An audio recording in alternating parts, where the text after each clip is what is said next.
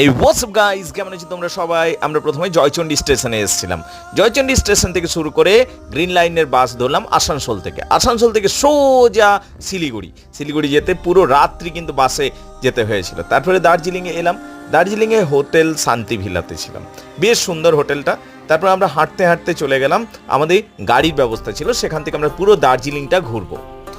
এরপরে দার্জিলিংয়ের রাস্তা দিয়ে আমরা চলতে শুরু করলাম। মাঝে মধ্যে ট্রাফিক জ্যাম পেয়েছিলাম, উঁচু চড়াই রাস্তা, কিন্তু তবু বলবো যে প্রাকৃতিক দৃশ্য যেটা দার্জিলিংয়ে রয়েছে সেটা অনবদ্য, এক কথায় অনবদ্য।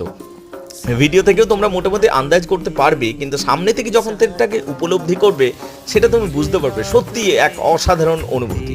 তা যাই হোক, আমরা সেই দূরবীনের জায়গাতে এলাম যেখান থেকে অনেক কিছু দেখতে পাওয়া যায়। এখানে নাকি ফিল্ম স্টার গোবিন্দার ঘর রয়েছে, সেই সমস্ত কিছু দেখলাম আমরা। এরপরে আমরা চলে গেলাম চা বাগানে। চা বাগানটা অসাধারণ সুন্দর এবং চা পাতাও তুললাম আমরা সবাই।